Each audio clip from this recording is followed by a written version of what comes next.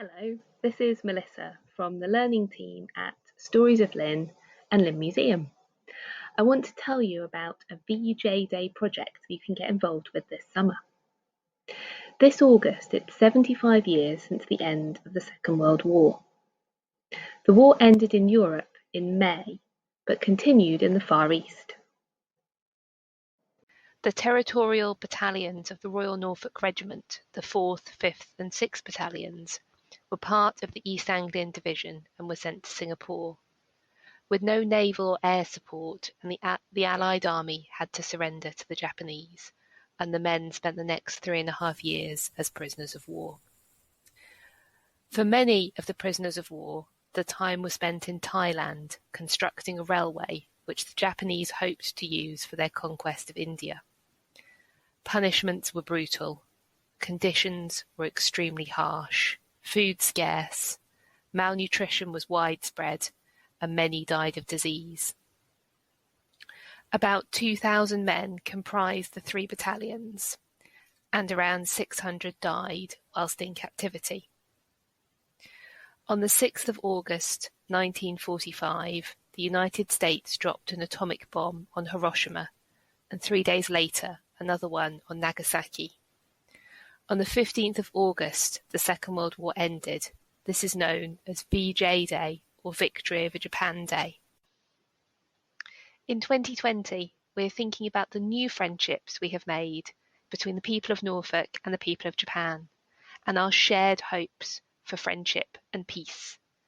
We would love to hear your wishes for peace and use them to make an installation for VJ Day to be displayed after lockdown ends. We are taking our inspiration from the story of Sadako Sasaki, who was a victim of the atomic bomb dropped on Hiroshima as a 2-year-old. In November 1954, she became ill with what was called atomic bomb disease. She knew a Japanese myth that if you fold 1,000 cranes, you're granted a wish. So she started to make cranes from her hospital bed. She folded over 1,000 and made her wish to live. But she died on the 25th of October 1955. Her classmates started the Children's Peace Movement, which resulted in this monument. It has a crane-shaped bell and the words, "This is our cry, this is our prayer, peace in the world." When we visited Japan, we saw beautiful strings of paper cranes in the temples. Each string holds 1,000 cranes. To make your crane for peace, you can either visit Stories of Lynn on Saturday Marketplace on a Tuesday, or you can make your own crane at home. You'll just need a piece of paper and a pen. You write your wish for peace on the paper and then fold it into a crane.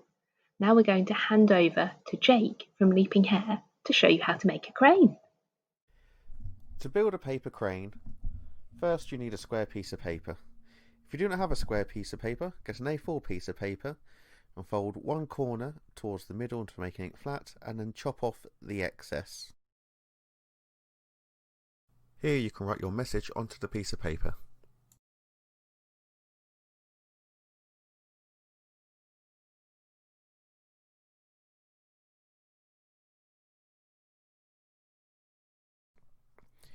So now you have your square piece of paper. The first thing we need to do is to create an X across the paper. So you fold one corner to the other, fold that down, press down hard, unfold it,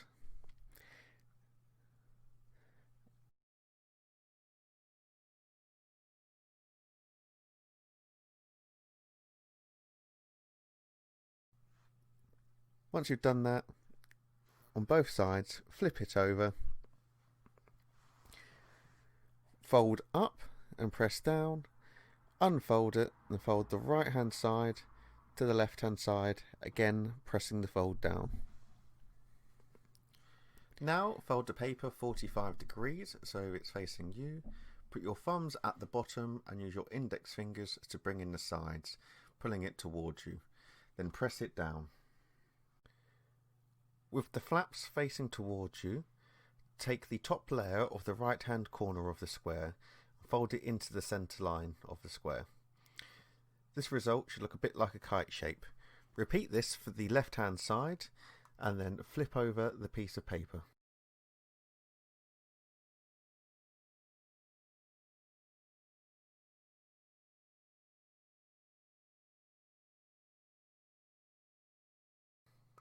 Repeat that process for this side.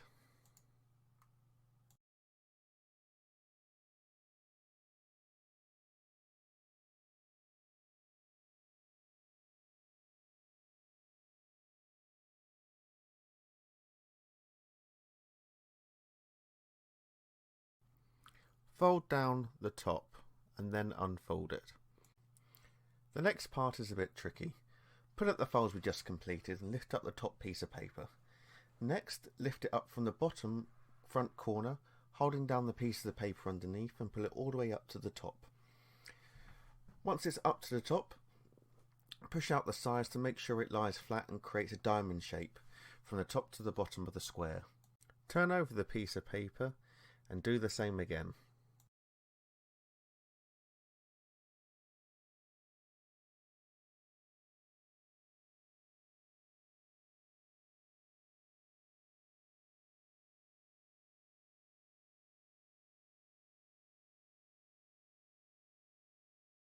Now take the right hand side corner and fold it into the middle. To make the kite skinnier, press down the folds hard, then repeat for the other side.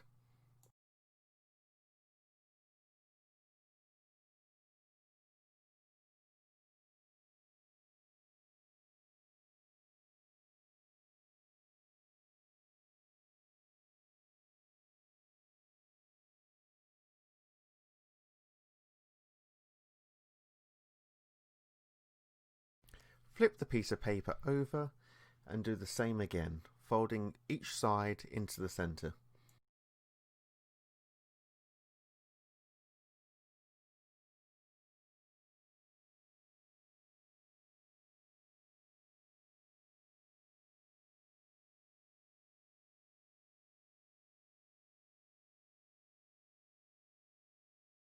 Now lift up the bottom left hand side all the way up to the top and put it at a slight angle to the left. Press this down hard. Now do the same for the right hand side. This should give you a W shape. Now unfold it.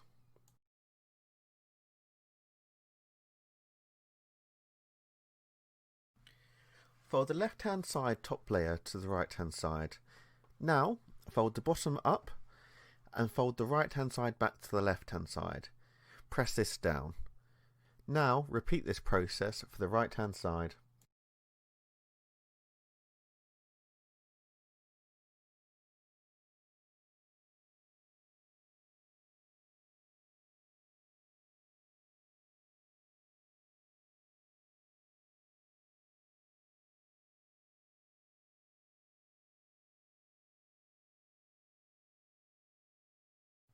Now grab the top piece of paper and fold it all the way down to the bottom as far as it will go. You will see a triangle appear just behind it that goes all the way out to the edge. Now flip the piece of paper over and do it again.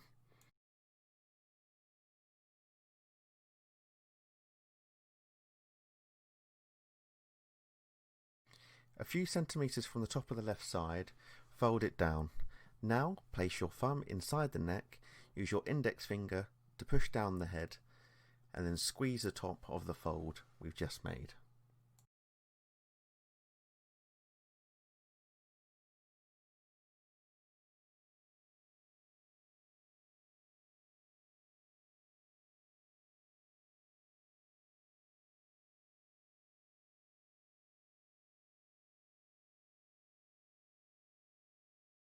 To finish the crane and make it able to stand, we need to gently pull apart the wings.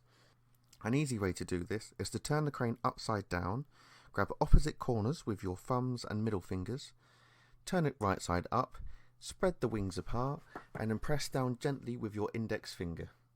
Be careful when doing this, as you may rip the paper. If you do, you would need to start again. Congratulations, you have made your very own origami crane.